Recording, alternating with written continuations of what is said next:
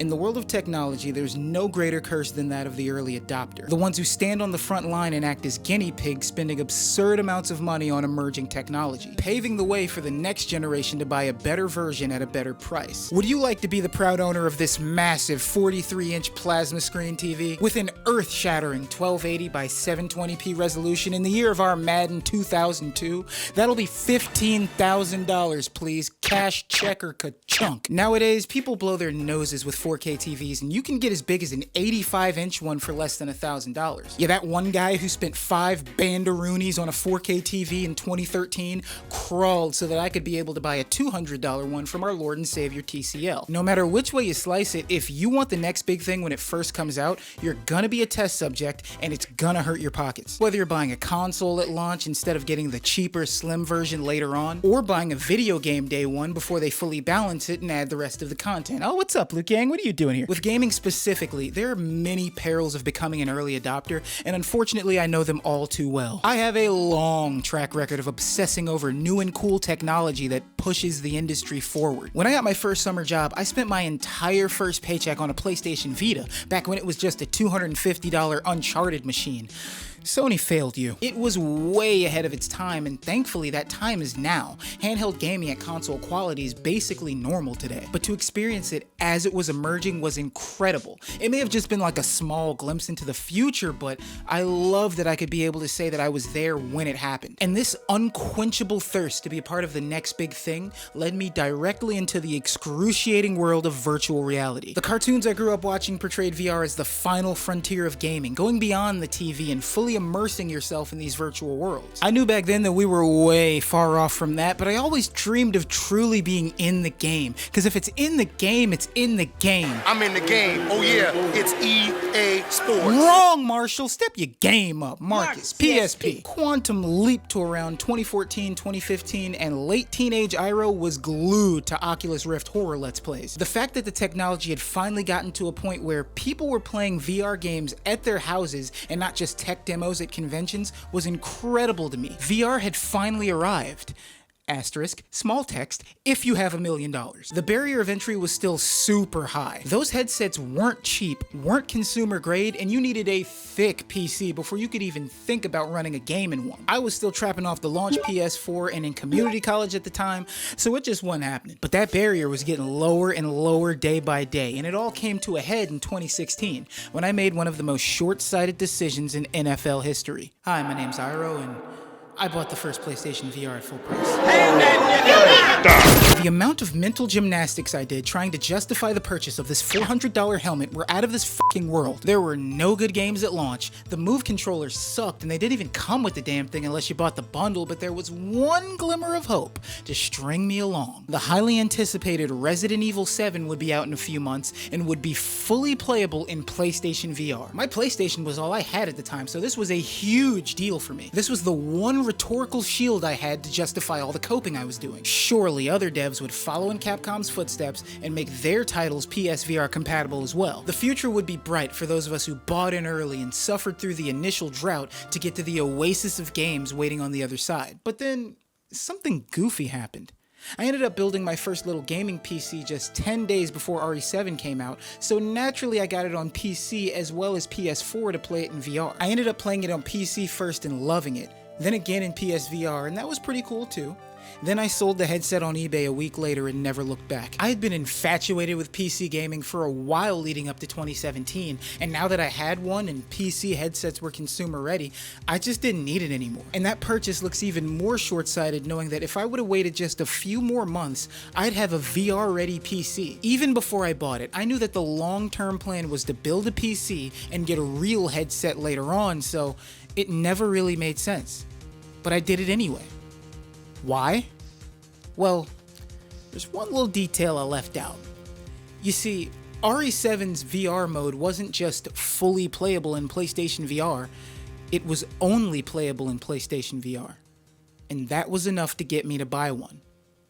And thinking about that, makes me very uncomfortable. 8 years later, the technology is better, the games are better, and the medium is really moving forward. But the one thing that stayed the same is Capcom's frustrating insistence on VR exclusivity. There are VR versions of Resident Evil 7, Village, 4, and 4 Remake that are either locked to PlayStation VR or Oculus Quest. I'm not calling it meta, do not correct me. And for what it's worth, each of them provide an exciting new way to experience those games. I would even argue that they're different games entirely with how much more involved they are. You can play the Village section a million times, but none of it's going to prepare you for when your shotgun doesn't shoot 2 inches away from Dr. Salvador's face because you forgot to pump it after your last shot, and Leon pumped it himself yesterday, but today you're Leon and you did not. It is remarkable how different these games can feel when you have to physically do some of these actions that are usually a button press, which is why it's such a shame that even as VR is the most mainstream and accessible that it's ever been, the barrier of entry is still high if you're a Resident Evil fan. In my last video, I talked about how Capcom has a long track record of releasing ports and remakes because people buy them every time. And I wasn't shy about mentioning the fact that I am absolutely one of those people. But there's a big difference between buying a game you already played because it's on a new platform and buying a new platform to play a game you've already played. But Capcom knows their fans and they know how much Resident Evil means to them,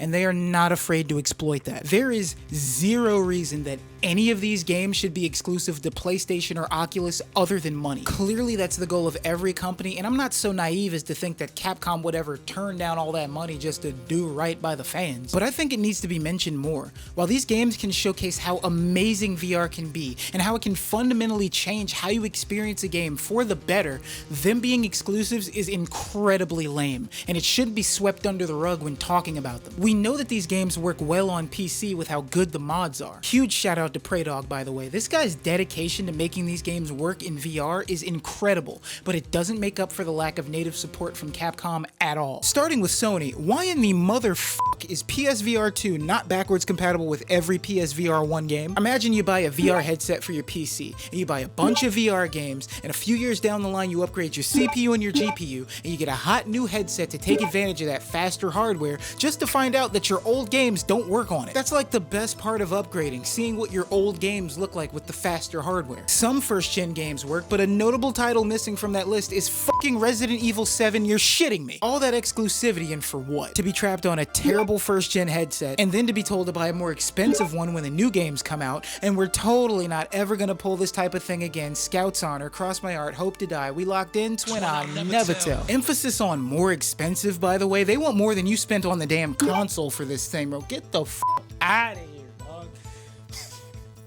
Yeah, that shit is crazy. And I'll be fair, the tech in that thing is genuinely very impressive, especially considering that it's running on a PlayStation. And while it is true that the tech is much more impressive today relative to how it was in 2016 with Gen 1, it's not lost on me that the same type of things were being said back then, and look where trusting in that got me. And speaking of loyalty to a gaming company blowing up in your face, how do you think all those PSVR fans felt when Capcom made a full VR version of the most popular Resident Evil game, a Quest 2 exclusive? This might actually be more egregious than the PlayStation exclusivity because the Quest 2 is basically a fucking smartphone. The game looks and runs well for the hardware that it's on, but like, only Quest 2? A full VR version of one of the greatest video games of all time, only available on the Facebook headset? Does that not make you want to eat a screen door? And I shouldn't even have to say this, but the remake having its own VR version does not make up for this. They are different games and different experiences, but you shouldn't have to buy 2 different headsets to play them both. For as good as it is and as cheap as the Quest is compared to other headsets,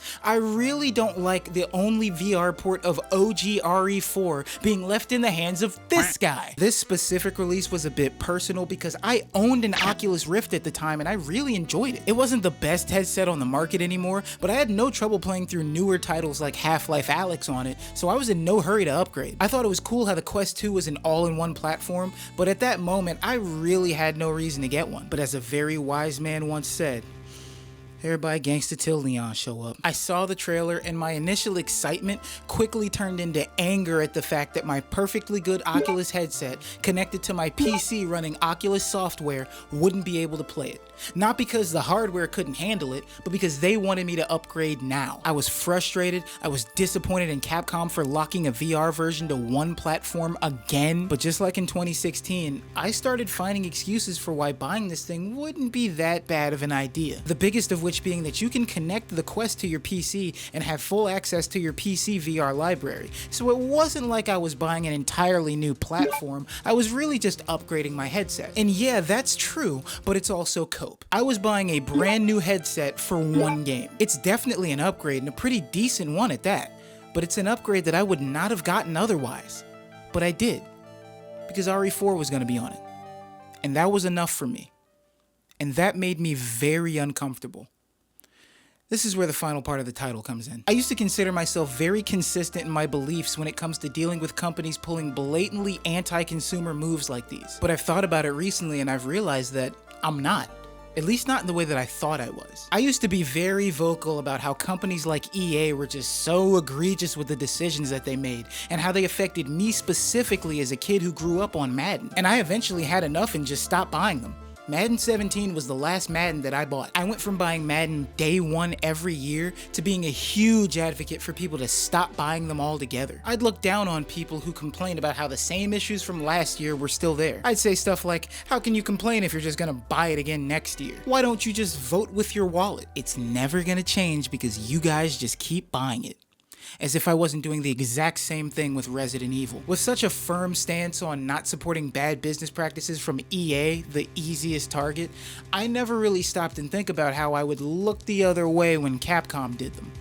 Looking back, I think I know why. Madden was a game that I play with my friends and family, but mainly my brother. We had been playing together since Madden 2000, when we were both kids, and I struggled to explain to him that yes, you are supposed to run into the end zone, just not the one behind you. Please turn around. What are you doing? I rarely ever played online because I had much more fun playing in person with him. Our rivalry over who the best was is what we bonded the most over growing up. And by the time that Madden 18 came out, I was in college and living on campus, no longer able to just hop on the game with him every single night. With that gone, I really had no reason to buy Madden anymore. There was a game room on campus that had consoles and the latest games, so I could get my fix there if I really wanted, but I rarely ever did. And whenever I came home, we still had our old Xbox and a copy of the greatest game ever made, so we had no problem getting our games in that way. So when it came time to buy Madden 18, the emotional link that I had with the franchise was gone. Only the frustration was left. My connection to Resident Evil, however, was still going strong, so I had no problem making excuses for why I'd put up with Capcom's nonsense, all the while telling my friends who still played Madden to vote with their wallet. I really only started thinking like this and becoming more critical of my own beliefs earlier last year when two really big games were about to come out.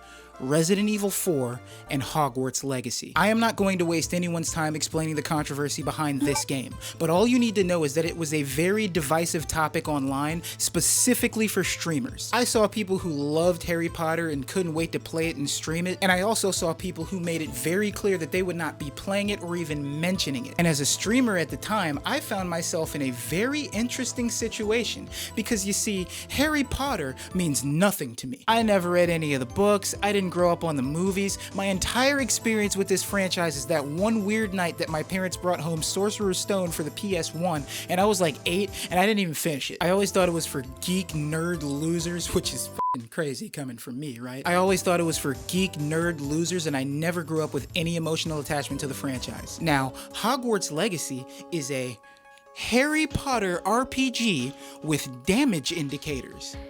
This shit was never going to be on my radar. And I thought that was kind of interesting, because I could have easily hopped online and talked about how I wasn't going to be playing it and streaming it, and I probably would have gotten some free goodwill from it too. But I didn't, because I was never going to be playing it in the first place. It would have been disingenuous. I never engaged in any of the discussions online, but I thought about them almost every day, especially since my most anticipated game of the year was coming out 1 month later. Now, obviously, anti-consumer business practices from a video game company and the creator of the IP just being the biggest piece of aren't the same thing, but I bring this situation up because I saw people genuinely conflicted over whether or not they should enjoy a video game in a franchise that they have a deep emotional connection to. And I'm not gonna lie, dude, I started feeling bad for some of the people who liked Harry Potter. Like, think about it for a sec.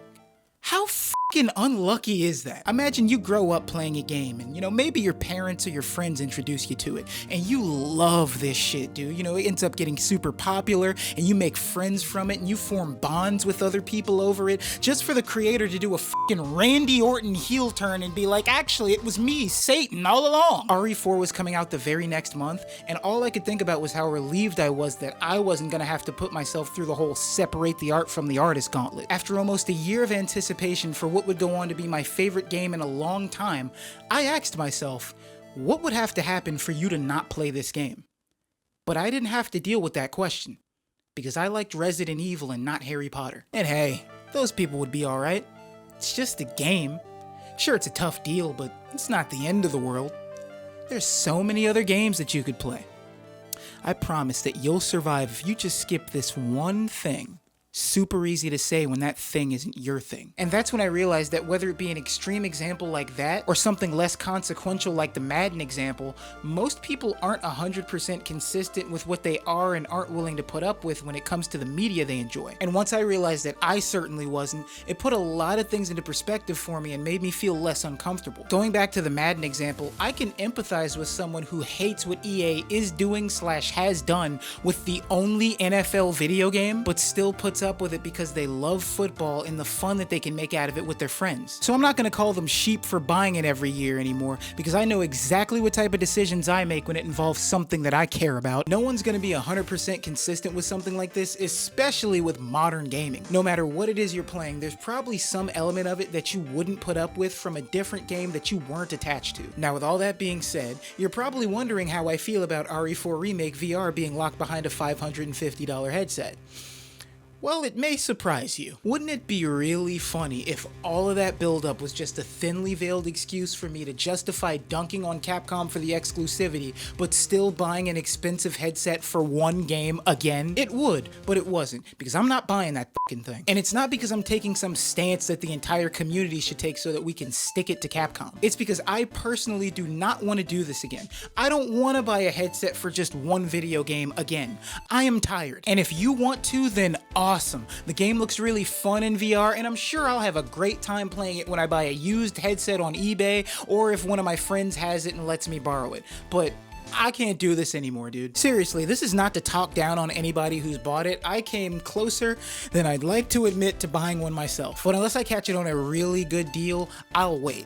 And that's my decision. It doesn't have to be anyone else's, because what you're willing to put up with at the end of the day is what really matters. What are your limits? What things are you willing to put up with? And I've come to peace with the fact that my not buying PSVR 2 probably isn't gonna make Capcom change their ways, but I'm still not gonna go out and buy one full price. I know that as long as I'm a fan of Resident Evil, there's likely going to be some Capcom fuckery going on that I'm not going to like. Hell, as long as I enjoy video games at all, I'm gonna have to ask myself some tough questions and put my morals to the test. The reason I'm even talking about all this stuff is because I really do take this gaming analysis shit seriously. The fact that anyone listens to what I have to say about video games at all means so much to me. And I think I owe it to the people who watch these videos to let them know that I'm going to have blind spots. I'm gonna have biases just like every other critic on here, but I'm gonna do my best not to hide from them. Look, I'm not perfect, but I'll work my ass off to be a shining example of integrity, a bright beacon of light in the darkest parts of this business. A vibrant, glowing raid. Shadow Legends is the free mobile RPG